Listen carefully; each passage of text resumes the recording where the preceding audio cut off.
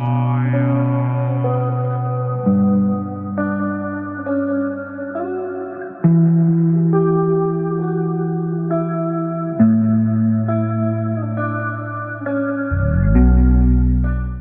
right, so baptism, right? Is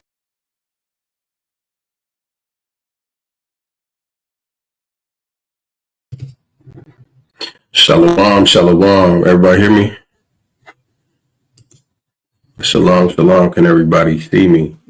First and foremost, we're going to give all praises, all honor, and glory to the Most High in the name of His Son, who the world calls Jesus Christ, Yahweh Shai. I'm your brother Oz.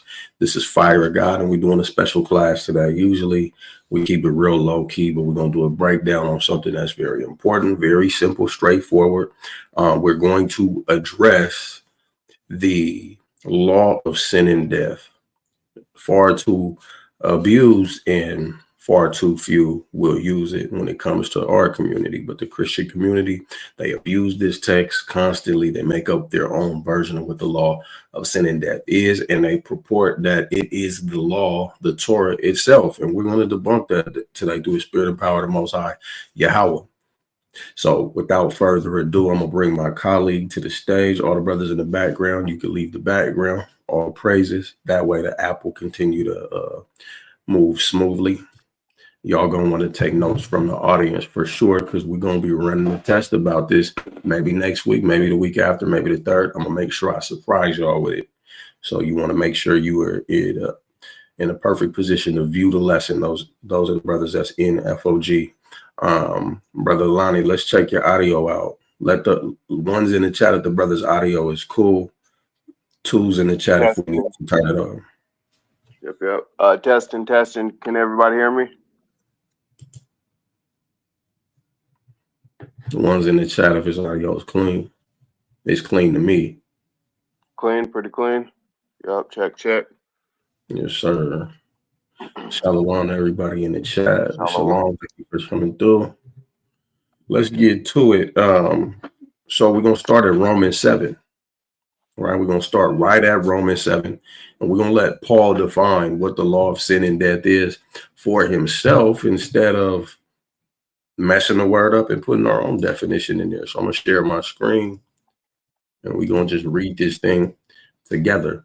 And then, brother, while you, when you're ready, just go ahead and fire at will, read at a steady, even pace so that I could stop you when it's necessary, so we can make sure that we're entertaining the nuances for the brothers and sisters. Shalom. Awesome, Khan. All right, this is Romans chapter 7, verse 1. Limit of the law. 12, it is holy and just. And it says, know ye not, brethren, for I speak to them that know the law, how that the law has dominion over a man as long as he liveth. For the woman which has an husband is bound by the law to her husband, so long as he liveth. But if the husband be dead, she is loose from the law of her husband. So mind you, y'all, what you're looking for is not going to be in these verses that the brother's reading now. You'll find context for that in the previous chapter and maybe the chapter before that. So we will circle back around and we will break down Romans in its entirety. But I figure why not start with this most atrocious abuse out of all of Romans. Go ahead and continue to read, brother. Okay. This is verse 3. So then, if while her husband liveth, she be married to another man, she shall be called an adulteress. But if her husband be dead, she is free from that law, so that she is no adulteress, though she be married to another man. Wherefore, my brethren, ye also are become dead to the law by the body of Christ, that ye should be married to another, even to him who is raised from the dead, that he should bring forth fruit unto God. For when we were in the flesh, the motions of sins which were by the law did work in our members to bring forth fruit unto death. So let's pause right here. So this is where he starts to ramble on about his teaching regarding the fruit that comes from the flesh. So what we're going to do is we're going to distinguish carefully between what it is to be in the flesh and the fruit that comes from the flesh, and then what it is to be in the spirit and the fruit that comes from being in the spirit. And I want you to listen closely because he says things that are meant to provoke you to thought, but you can get lost in the weeds when Paul is speaking because he will over articulate. He lets you know that he is rude in speech. And it is my theory that he endeavors to reconcile that by just over speaking at times. And by no means does this mean that the brother can't teach. By no means does this mean that he's not going to make a good point. But you have to really let the brother come full circle with his thesis before you make an assumption about what he's trying to say, which is why we're going to read 2 whole chapters to learn what 1 chapter is talking about. Makes sense? So it says, when we were in the flesh, the motions of sin, which were by the law, did work in our members. So I just want to quickly get a clip here, and we want to look at what the motions are. Athema. That which one suffers or has suffered externally, suffering, misfortune, calamity, evil, affliction of the suffering of Christ. Also the affliction which Christians must undergo in behalf of the same cause which Christ patiently endured, of an inward state, an affliction, a passion, an enduring, undergoing. Those are the brothers at FOG know that, patience is the ability to undergo or endure for the sake of, getting somewhere slowly, for the sake of getting there. Right. So let's read what he says again, with the understanding that pathema, or the motion, is suffering. So it says, for when we were in the flesh, the struggle, the affliction of sins, which were by the law, did work in our members to bring forth fruit unto death. Go ahead and read. Okay. Verse 6, but now we are delivered from the law, that being dead wherein we were held, that we should serve in newness of spirit and not in the oldness of the letter. That we should serve in the newness of spirit and not in the oldness of the letter. So like I said, you want to let Paul come full circle with his thesis before you want to assume what it is he's trying to say. Christians, look right there. Look, the letter, it's done. It's the spirit. And then they make up some ambiguous definition as to what it is to be in the spirit. And then you pretty much get to be the inventor of your own God and the inventor of your own commandments. And then you govern yourself according to that. When in fact, that is not what Paul's trying to convey at all. Please continue, brother. Awesome. Verse 7, what shall we say then? Is the law sin? God forbid. Nay, I had not known sin but by the law. I For I wouldn't had know not. about sin unless the law was to tell me. So no, the law in itself isn't sin. So what he's saying is that when you look at the law and then you look at yourself, you contrast with the law, what's right, what's wrong, then you start to learn what sin is. So the law cannot be sin, right? Well, we understand as brothers and sisters who follow this word holistically, we know that when we received the law, we were told that, don't go to the right, don't go to the left. I said before you life and death, good and evil. So there's a balance of the two. There's judgments, and then there's a life without judgment if you don't break the law. You see what I'm saying? So that is what is contrasted by the law. Go ahead. Yep. God forbid. Nay, I had not known sin but by the law. For I had not known lust, except the law had said, thou shalt not covet. You But see, now sin. I'm looking at thou shalt not covet, and I'm realizing, dang, okay, so that's a sin. I can't covet my neighbor's wife. Okay, that's a sin. Now I'm checking these boxes, And according to the letter of the law, I'm making sure I'm not sinning in this aspect. I'm making sure I'm not sinning in this aspect. What men commonly do, though, especially when you're looking at a theocratic nation where you are justified by the works of the law and you don't make any transgressions that are going to lead to your death, then you're going to try to wiggle between the lines a little bit. But if you're walking in the spirit, that's not what you're going to do. And that's what we're going to reveal. Paul is telling us through the duration of today's class. Go ahead, brother. Awesome. This is verse 8.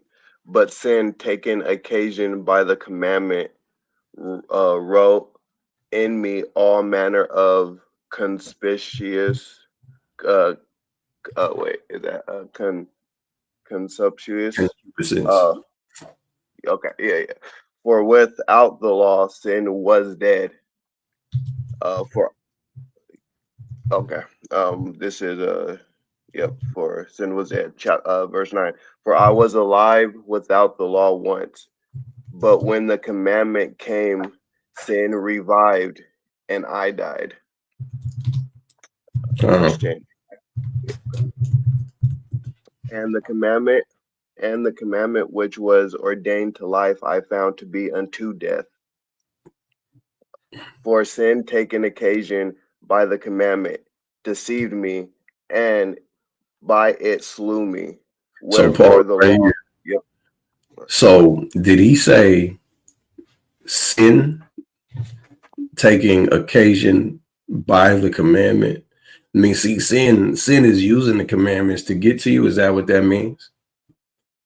It says, sin by occasion by the commandment wrought in me a manner of concupiscence. For without the law, sin was dead. So now we want to look at what concupiscence means, because Paul clearly wants us to know that he knows many syllable words. And if he's using them, he must be trying to tell us something that is of a dire nature. So epithemia, ugly word, desire, craving, longing, desire for what is forbidden, lust. What's another good word? Taboo. How y'all like that? Yeah, I like that. How do I get to what I'm not supposed to have? The law is showing me what I'm not supposed to do, but maybe there's a way to it. And we're going to make a good example. Didn't Christ say, you have heard of old time, thou shalt not commit adultery? Right? Y'all familiar with that Uh, teaching? You have heard of uh, old time, thou shalt not commit adultery. But I say unto you, whosoever look on a woman and lust after her, he's committed adultery in his heart already. Is this a new law? Is the law done away with? Or is he saying if you look at these two together and you take them both seriously, there's one that leads to death, and then there's a other one that leads to the act that leads to death. So if you don't entertain the act that leads to the act, then you just stay far away from it altogether. Who's heard the term slippery slope? What is a slippery slope? A slippery slope is one you stand on the edge of and you run the risk of tumbling down. Then you can't get back up again. So you don't want to dangle your feet off the edge. You don't want to walk on the peak of a slippery slope. You just want to stay away from the slope. You want to walk in that straight path that's been laid flat for you so that you can preserve your life. Right? That's the simplicity of the law. And that's the point of everything that is written therein. And if you believe God and keep his commandments, then you never slip. You know what I'm saying? There were brothers before who were perfect. There were brothers and sisters before who didn't offend in the law. And we want to be like them. We want to be like Hamashiach. Right? So go ahead and pick up where you left off. yep. This is verse 11. For sin taken occasion by the commandment deceived me, and by it slew me. Wherefore the law is holy, and the commandment holy, and just, and good. Was then that which is good made death unto me? God forbid.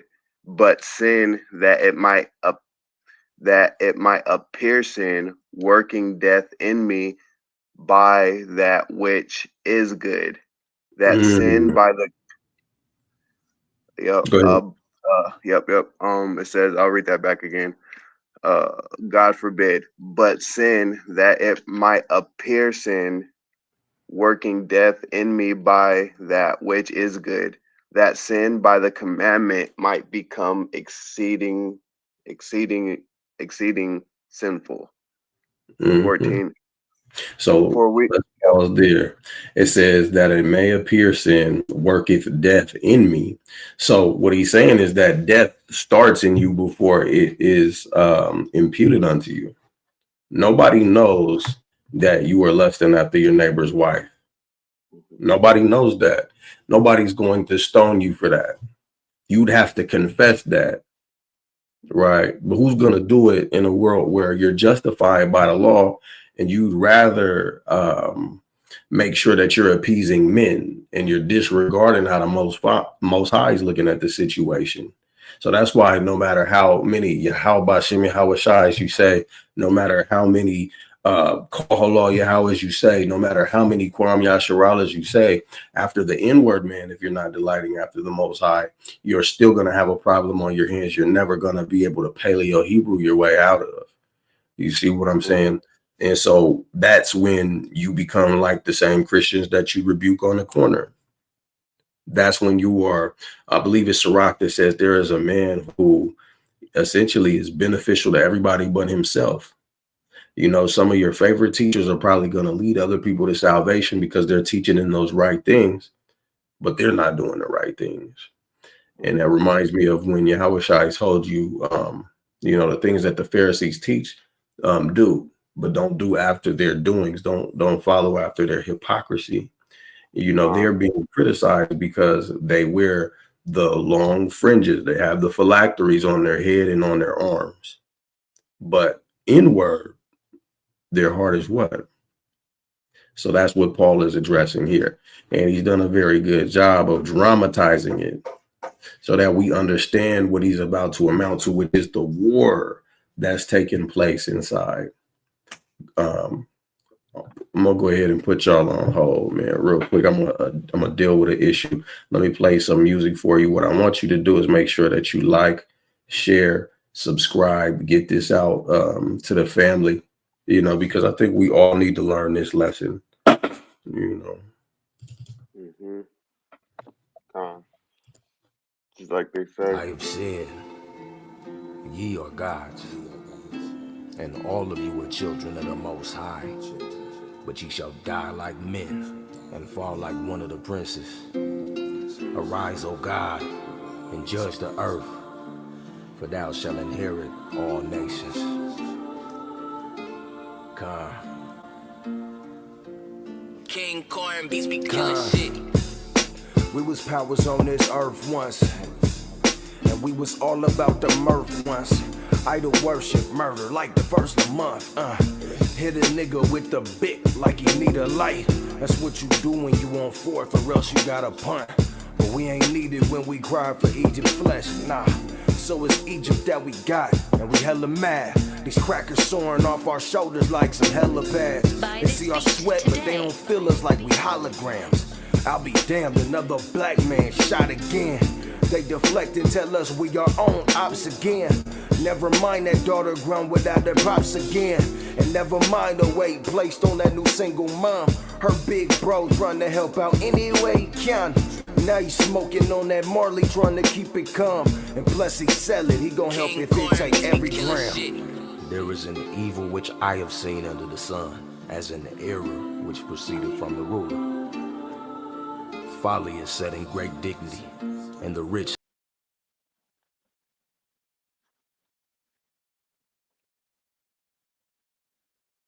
We back, man. Hey, brother, when you ready, just take it from where you left off, and we'll continue. Con.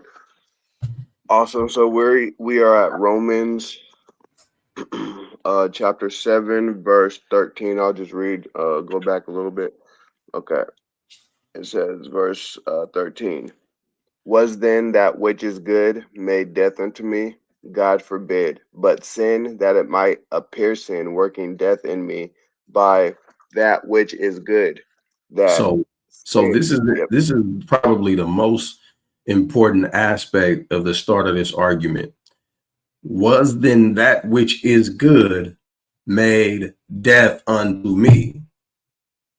And then he says, God forbid, which means the Torah cannot be the law of sin and death, right? Because people say the Torah brings forth death. Well, no, it brings forth life and death. So he is not saying that which is good is made death unto him. Therefore, you cannot say that which is good is made death unto him or to you.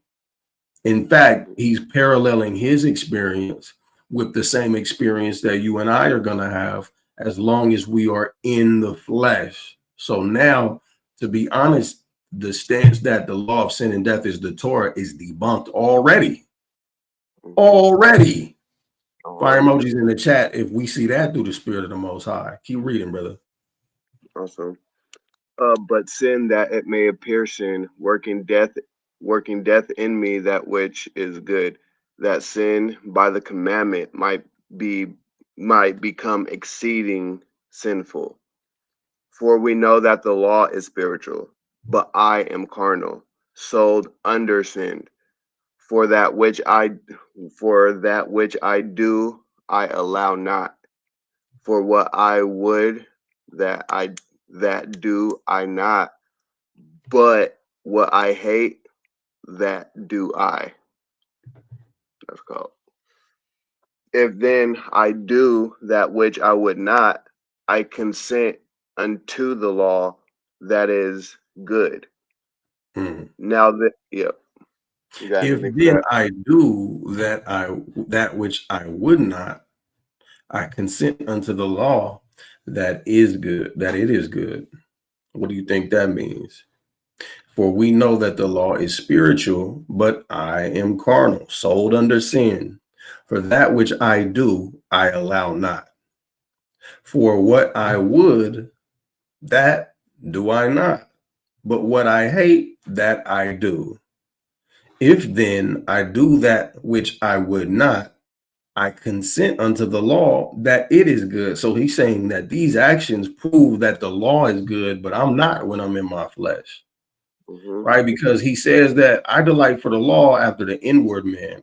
So he's saying that after the inward man, I want to do what the law says. But when I yield to the flesh, it's flesh working inside of me and bringing forth that fruit that brings forth death.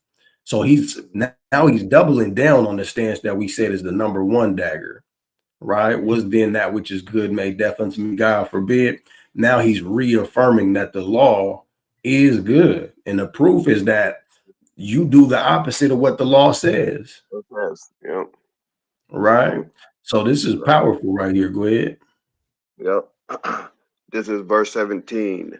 Now then, it is no more I that do it, but sin that dwelleth in me.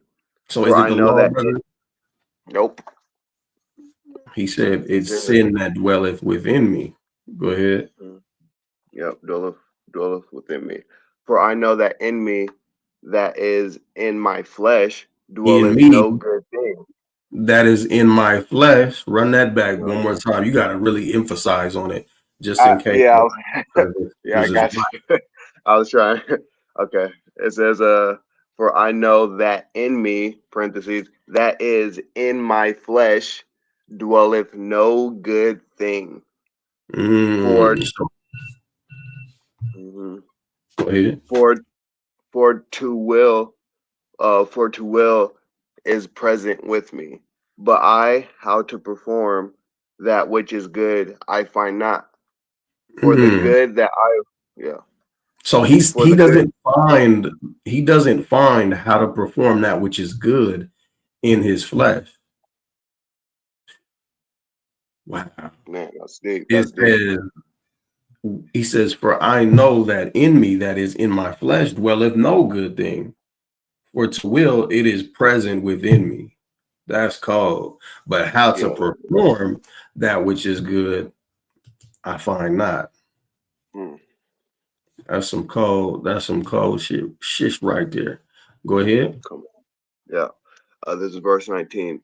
For the good that I would do not, what it says, for the good that I would, I do not, but the evil which I would not, that I do. Now, Mm-hmm. if I do, now, if I do that, I would not, what, now that, if I do that, I would not, it is no more I that do it, but sin that dwelleth within me. Mm-hmm. I, I So find, sin takes over basically yeah, because you're living in your flesh. If you live in your flesh, sin takes over, i.e., mhm, you are bound to commit iniquity if you live in your flesh. I want you to understand he's making a dramatization of what it is to live in the flesh versus living in the spirit. Go ahead. yep, all right, this is chapter 20, verse 20. Now, if I do that, I would not, it is no more I that do it, but sin that dwelleth in me. I find then a law that when I would do good, evil is present with me. For Mhm. I delight in the law of God after the inward man. But I see another law in my members, warring against the law of my mind, and bringing me into captivity to the law of sin, which is in my members. So he defines what the law of sin is right here. Romans 7 and 23. But I see another law, the law in my members. So he's Hmm. acknowledging two laws. I find then a law that when I would do good, evil is present within me, for I delight in the law of God after the inward man. So he's letting you know side by side, there's the law of God, Right, and then there's the law in his members. The law in right. his members is what he is defining as the law of sin and death. So, church, let the church say, man, y'all do not get to take this and say the law of sin and death is the Torah. I don't want to hear that no more. You know, we have to be honest with the text. As much as y'all love Paul and you champion Paul, you have to now respect what Paul is trying to teach you in that the law of sin and death is that which resides in you, not the Torah. Warren, and so go ahead. Awesome. Yeah, this is verse 24. O wretched man that I am, who shall deliver me from the body of this death? I thank God through Jesus Christ our Lord. So then with the mind I myself serve the law of God, but with the flesh I serve the law of sin. Oh my God, that's cold. So he So that's, quadrupled yeah, down on get it. that. Yeah. He quadrupled down on it. So now what we're gonna do is go to Romans 8. Romans the 8th chapter. I got some strange background noise. Cap, what you doing? Is it me? I That's just came. I just came to join class. Let him. Shalom, shalom, Cap. I'm like, what is this? Shalom, God. What's your Shabrakatah? Y'all, Mm, Bashim Yal Shabrakatah. Hey, to both of you brothers, shalom, shalom, Hey, King. he shalom, got the shalom. fisherman of men hat on. All praises to the Most High. Hey, y'all like that, family? So, You know what I'm yeah, let me saying? see. Come closer. Hey, look, fire emojis in the chat, family. If y'all like my fisherman hat. All I right. need a Yeah, like, bucket hat, man. Look, I'm gonna stop playing with y'all, man. But my head won't fit in no bucket hats because I got a bucket head. You know what I'm saying? yo, So me too. that's, Me too. that's the struggle. Hey, Come Yeah. on. you gotta have a peanut head. You know what I mean? To rock one of these, Kings. Yeah. Man, you blessed, man. You blessed. Yeah, That's man. that's a mighty snazzy hat. Shalom, everybody in the chat. If it's been edifying so far, let's raise the fire emojis up. Let's burn the chat up. Let's get them likes up. Let's share this. Let tag all your Christian family and say, "Hey, now you know what the law of sin and death is through the Spirit." Question: Yeah. Is the flesh, which is carnal, is it subject to the law? Nah, and that's the beauty of it is that the flesh is subject to sin. Right. That's Right. cold. The And Yeah, sin, hold on. Let me write sin that. can't even be Right. subject to the flesh. Sin can only be subjugated by the spirit. The and flesh is what is subject. and what again is sin, brethren? Sin Transgression of the of the law. law. Transgression of the law. So all Paul doing again, as the general said, is giving his personal experience, writing it down in this epistle for you to apply it in your life. It's the advice. You know what I'm talking about? Mm-hmm. Hold on, why you take the bucket hat off the camera, bro? You can't hit us with the swag and disappear. If you gonna spit it, you gotta come on, man. Come on, Wayne. And I'll be right back with the bucket hat, I promise. Cap doing us dirty. He gonna interrupt the lesson and then make him wait for the rest, man. What's going on, bro? Right. Yeah. Hey, turn it around. Just turn it around one time so we can see it. For the... I got the fire emojis in the chat popping too. Hey, look, I'm coming back with the bucket hat. I'm gonna give some more insight along with our powerful general. Shout out to one of our new powerful soldiers right there, Brother Lonnie. Come on. Holding it down, reading. I'm gonna come back and assist in all aspects. I'll be right back, fam. You might as well throw on some Timbs while you gone. Come back Wu-Tang style. Hey, man, hey, Shaolin Allen, man, we might have to stomp them out, man. Like, we're gonna finish stomping out these Christians, man. You know what I mean? Until the end. And look, not just you Christians, anybody else who want it. Stomping the evil out. Stomping the evil out. Anybody else who want it with Abba. See, because we about what? We about our Father's business. That's why shout out to the general who named this brotherhood, right? Fire of God, right? Fire of Yahweh, all right? Abba, all right? Respect that. Come on, them parts. Man, you got me all riled up, man. Let's get back. Get some water real quick. For sure. Man, you see what the Judite did, man. He done came in here, made the brother need some water. I thought I had one by me. I thought I had my water by me. Shout out to all the tribes and whatnot. Look, we might just have more fire to bring this morning.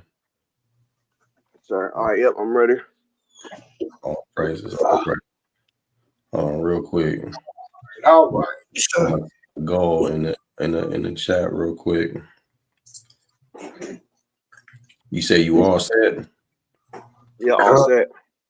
All right. Go forth. All right, yep. We are in Romans chapter 8, and we're starting at verse 1 and saying the law of the Spirit. And it says 17, God's children. And it's also saying 26, the Spirit helps infirmity. And 28, the Christian's hope. So that's the topic, I guess. And it goes chapter 1. There is therefore now no condemnation to them which are in Christ Jesus, who walk not after the flesh, but after the Spirit. So let's pause right here. Christians oftentimes be like, oh, there's no condemnation for them that are in Christ Jesus, so I don't have to keep the law. But that's how you know they did not read Romans chapter 7. They probably read a verse out of Romans chapter 7, the law of sin and death, and then they probably jumped all the way over here and they made their own narrative. You know, you got to be very privy to what's being said in these texts, not just the verses. The biggest fault that you Israelites will ever commit is learning these verses. You watch your favorite camp video, brother, bring out a verse, cut a Christian, you highlight it, and then you don't read that thing again until you're at camp and you're like, oh, you know what? Let me use this. And then you end up getting walked down by a complete amateur because you didn't read the context around the verse. Like most of the situations, you should not have to leave the book that somebody brings you to in order to cut their point. Like, I don't have to leave Galatians chapter 3 to cut the Christian stance on Galatians 3. You stay right there in the context. If I don't have to, you don't have to. What you do have to do is you have to comb through the text. You have to read the text and understand it, not just memorize what is being said in a form of English that you never spoke your whole life. Right. That's and then if I can add, you end up playing get accused of playing Hebrew hopscotch. Yeah. Right? Because you can't hold, your opponent, so to speak, the op, so to speak, down right there in that context. Mm-hmm. All right. So let's not be like that. And that's what we urge. That's what we talk about, brethren, when we're in our private conversations, where we're in our chat and we're talking. And I tell you, brothers, don't ever run from the context, right? See, if you studied the context and you're familiar with the pericope, you don't have to do that. All right. That's why these study sessions, that's why these classes are great for us. All right. Yeah, Come. that's for sure. Yes, sir. All right, Brother Lonnie, take it away. Yes, sir. Chapter 8, verse 2. For the law of the Spirit of life in Christ Jesus hath made me free from the law of sin and death. Mm-hmm. So yeah, that was You got pretty powerful right there. But yep, for what the law could not do, in that was weak through the flesh. So let me read that back. For what the law could not do, in that it was weak through the flesh, God sending his own Son in the likeness of sinful flesh, and for sin, condemn sin in the flesh. For what the law could not do, right? Let's In do a that, thought exercise about that. right? What could Exactly. the law do? That's the quick conjure, get out my head. That's why I had to go back there. For what the law could not do, in that it was weak through the flesh. What does that mean? What did Paul just say? He just said the law. He said what the law could do.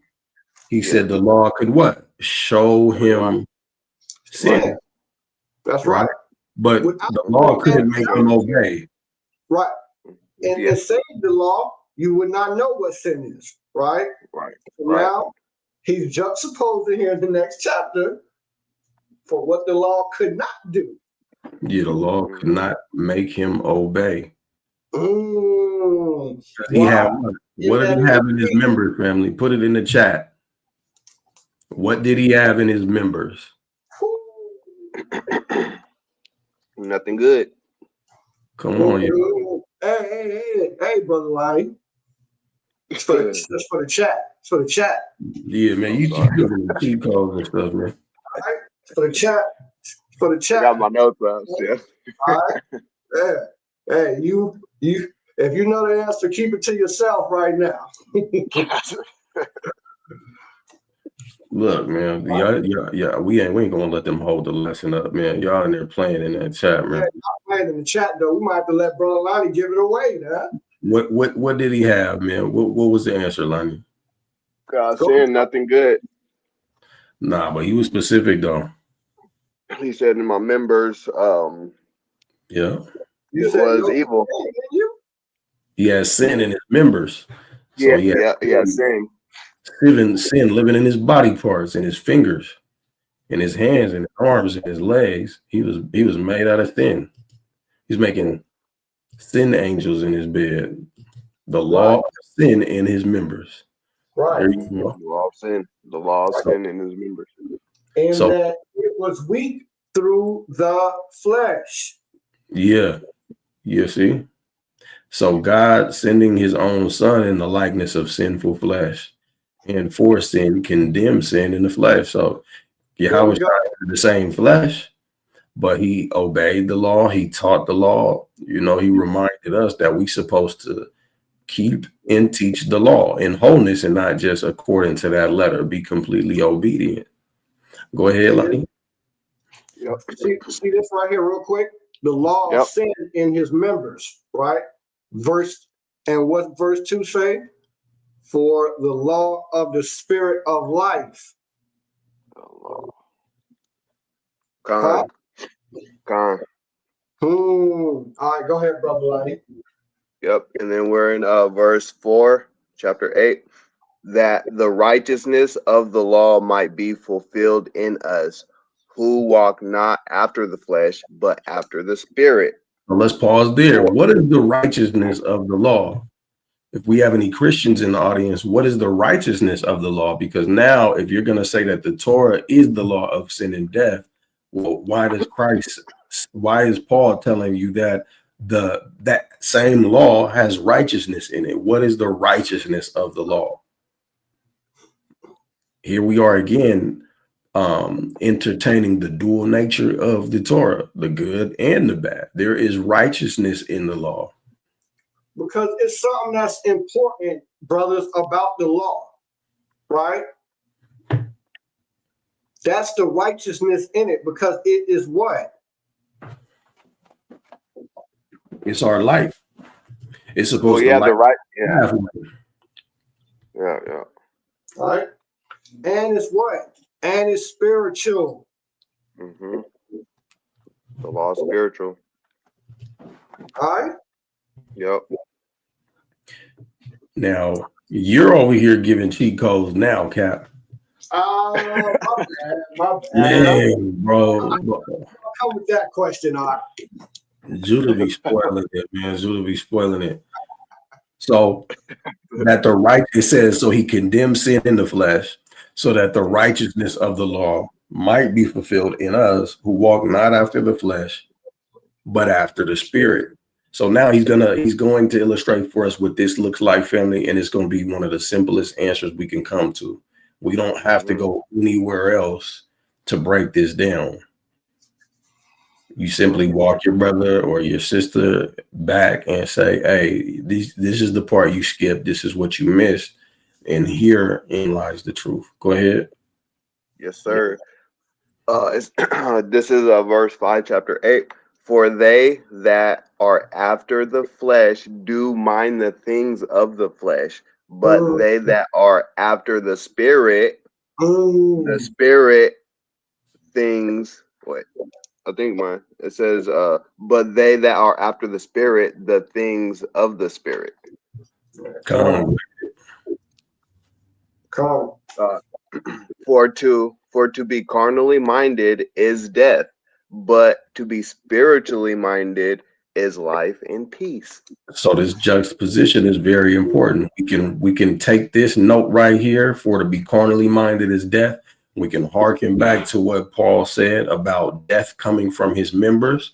And then we can look at, but to be spiritually minded is life and peace. And we can look back at verse 1 in Romans 8, where he says there's no condemnation for them that are in Hamashiach Yahushua, who walk not after the flesh, but after the spirit. It's only peace for them because they're not on that slippery slope. Right? Go ahead. Verse 7. Because the carnal mind is enmity against God, for it is not subject to the law of God, neither indeed can be. So what is enmity?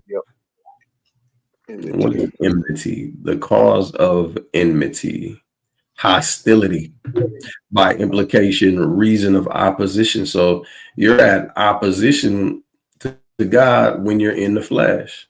When you're in the flesh, you're against God, right? So to be carnally minded is to be against God, where it is not subject to the law of God, neither indeed can be, which means that if you are subject to the law of God, it's because you're in the flesh. I mean, in the spirit.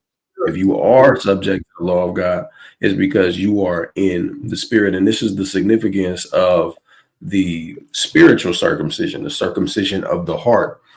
It's cutting the flesh away. You see what I'm saying? Well, I got a scripture too. This is for what Paul was drawing from.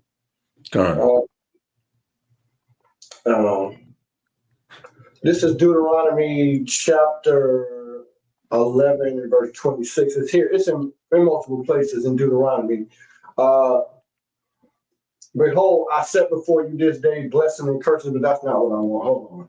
I was getting it. I set before you. All right. Deuteronomy 30. Salakia. This is Deuteronomy chapter 30 and verse 19. I call heaven and earth to record this day against you, that I have set before you life and death, blessing and cursing. Therefore, choose life, that both thou and thy seed may live.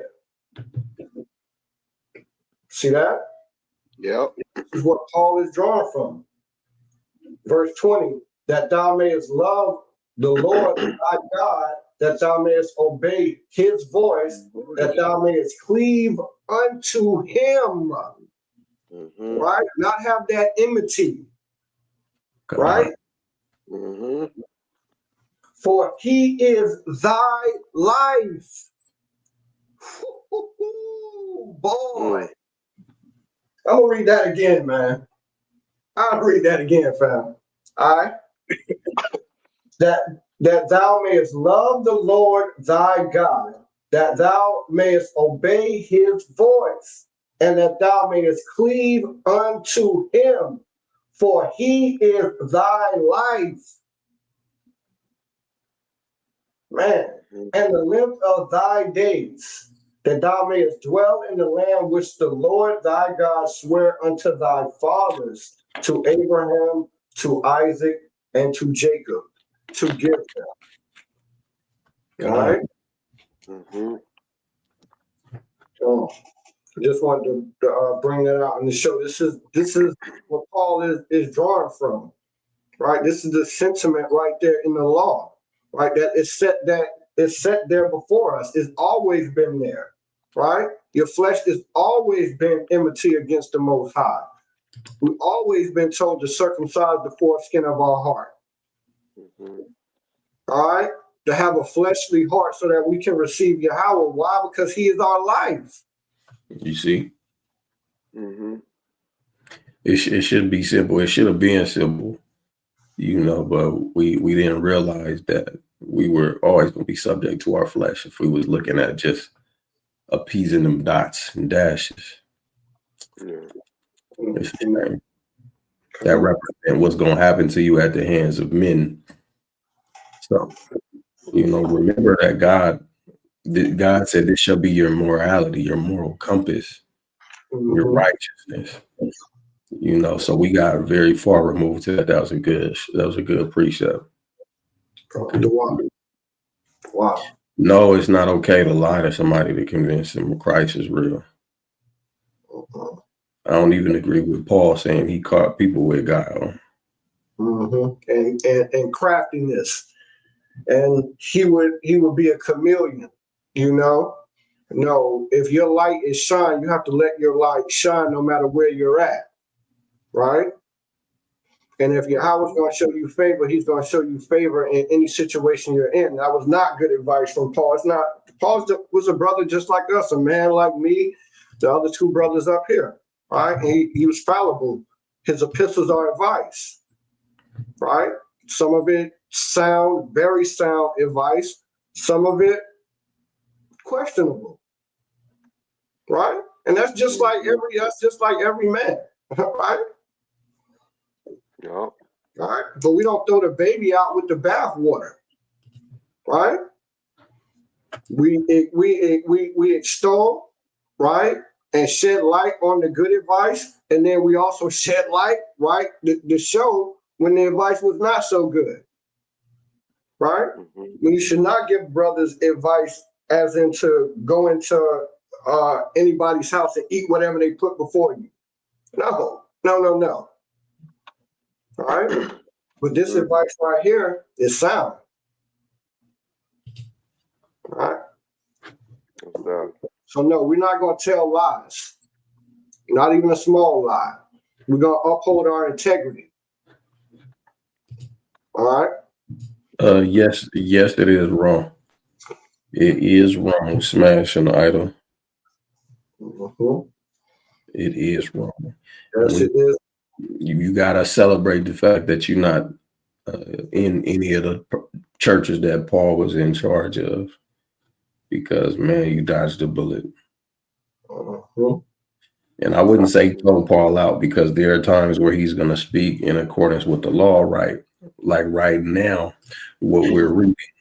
If it's safer to get away from Paul for you, then do that. I would recommend that you get a mastery of the other apostles, but first and foremost, Yahushua, before you go looking at even what the apostles say, because if you measure what they say against Yahushua and any of them contradict, then you are in a better position than somebody else is who's just going to take anybody's word for it. But let's continue in Romans 8. I got to move around. Who's in verse 7. Verse 7 or 8, yep. Yep. And I'll start at 7. Because the carnal mind is enmity against God, for it is not subject to the law of God, neither indeed can be. So then they that are in the flesh cannot please God. But ye are not in the flesh, but in the spirit. So if be that the spirit of God dwell in you.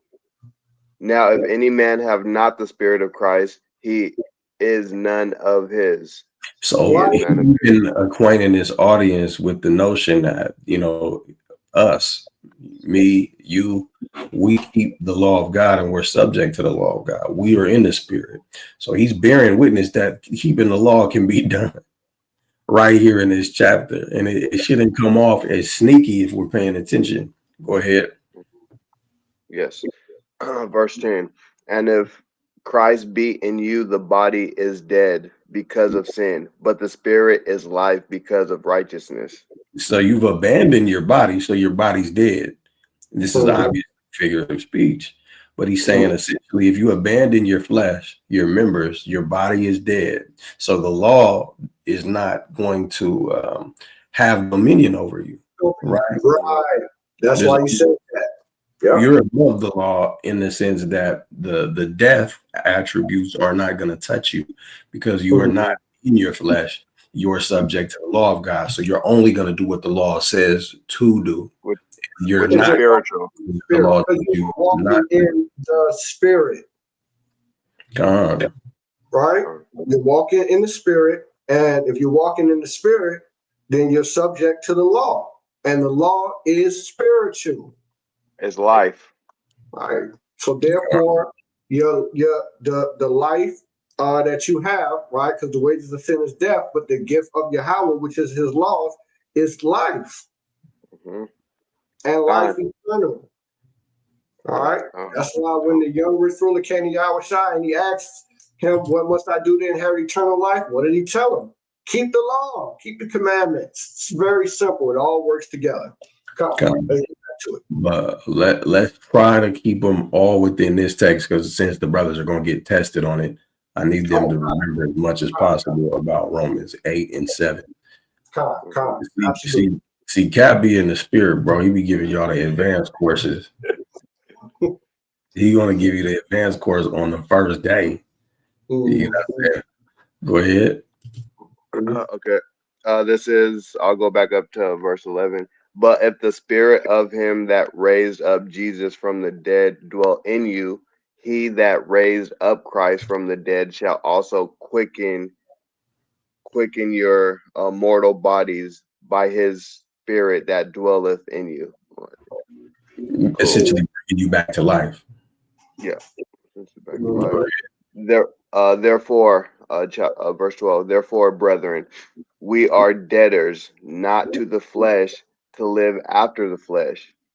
For if ye live after the flesh, ye shall die. But if ye through the Spirit do mortify the deeds of the body, ye shall live. So let's pause here. So it says, if you live after the flesh, ye shall die. But if you do the Spirit do mortify the deeds of the body, you shall live. Why does he preface this with, therefore, brethren, we are debtors, not to the flesh, to live after the flesh? When you're a debtor to the flesh, you commit sin. What is the wage of sin? Death. Yeah.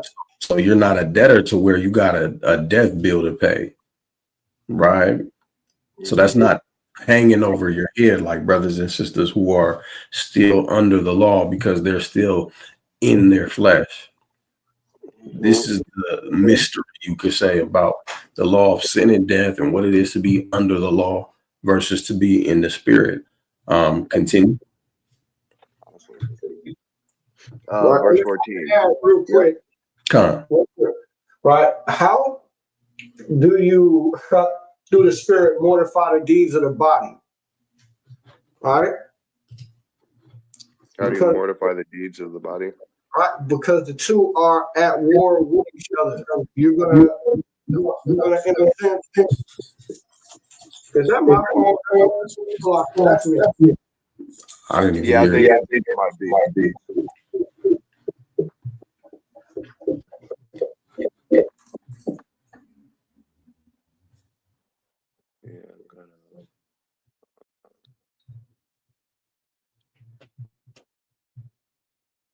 So it says, if Christ be in you, the body is dead because of sin. So mortifying your flesh through the spirit is essentially rejecting your flesh. Mm-hmm. It's quite literally subjecting yourself to the law. That's where it starts. When you subject yourself to the law, then the way you think is, okay, what does the law say? That's what I'm going to do. When you're subject to something like in martial arts, they say you control the wrist, you control the body. Also, if you control the head and the neck, you control the body. So if you get a hold of somebody's neck or their wrist, then they're essentially under your subjection if you know how to get them in a right position. So if you put the law in that same position over you, if it has control over your members and you're like a puppet for the law, then you're only going to do what the law says to do. And your members are not in control. Right, because it has control. Man, I'm gonna have to go because I connect with man. I'm gonna Shalom. Con. At least he blessed us for a little while. Yeah. At least he blessed us for a little while. So let's continue. All right. I'll start at verse 13, chapter 8. For if he live after the flesh, he shall die. Is that me too? I feel like I'm hearing the echo. You sound good to me. Okay. Let me turn it down. All right.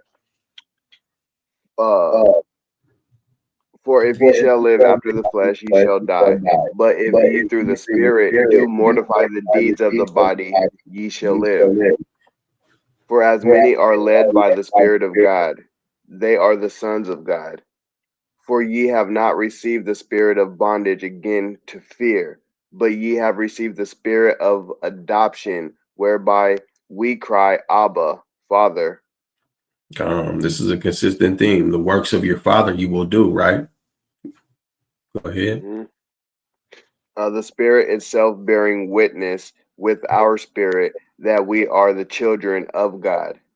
And if the children, then heirs of God and joint heirs with Christ, if so be that we suffer with him, that we be also glorified together.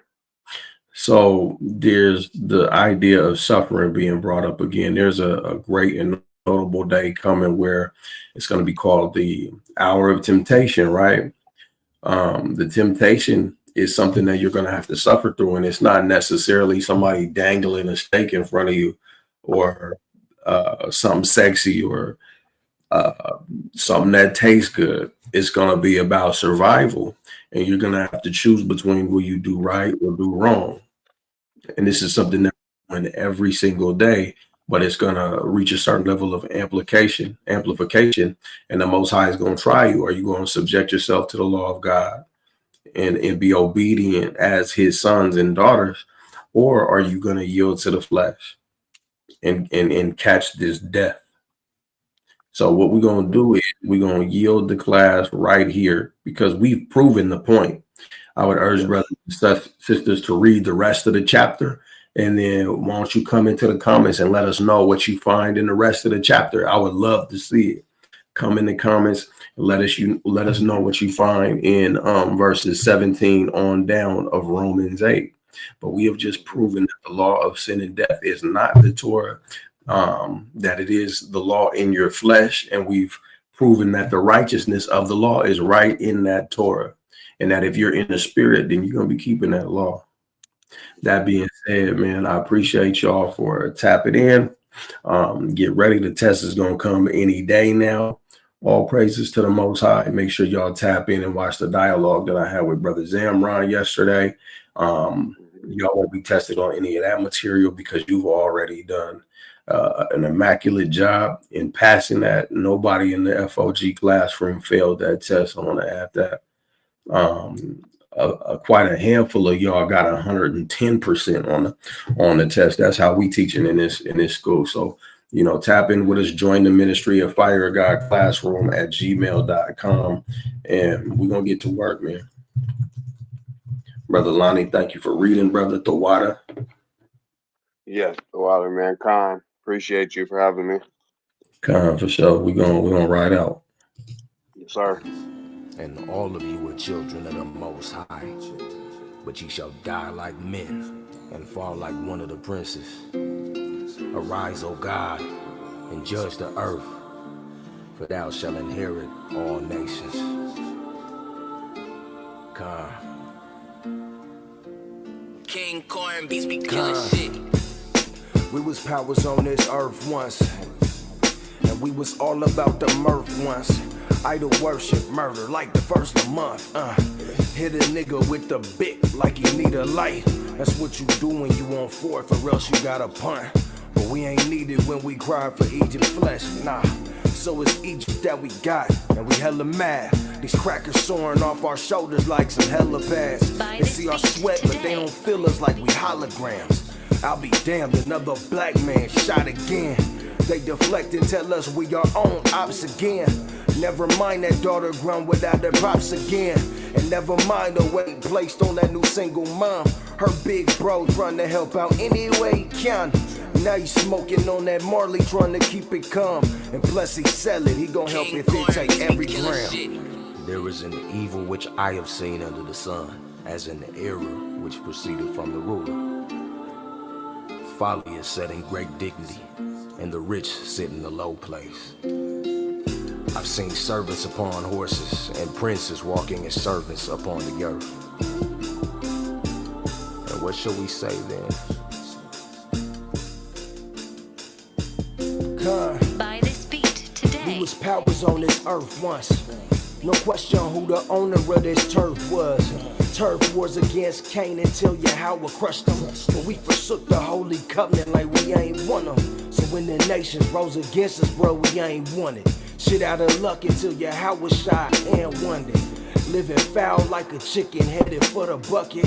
The wages sin without him, death is all we stuck with. Used to stash pounds and gadgets we could steal your stuff with. Far as my brain, it was wickedness that used to stuff it. The stuff of nightmares was me and my kin. Just the product of what lives inside of Babylon's twin. We wrote on y'all like Michelin's on account of the ends. But now we praying, laboring to bring this hill to an end. So in and out of every season, I put my face to the wind. We dedicated, bring it back, Yasharala the win. Let's go. By this beat And that today. day shall Egypt be afraid like unto a woman.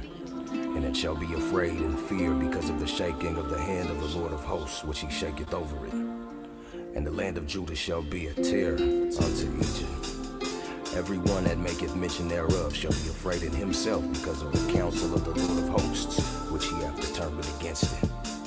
And that day shall 5 cities, King Corn and the beats be land of killing Egypt shit. speak the language of Canaan, and swear to the Lord of hosts. One shall be called the city of destruction. In that day there shall be an altar unto the Lord in the midst of the land of Egypt, and a pillar at the border thereof to the Lord. And it shall be for a sign and for a witness unto the Lord of hosts in the land of Egypt. For they shall cry unto the Lord because of the oppressors, and he shall send them a Savior, and a great one, and he shall deliver them. Salah.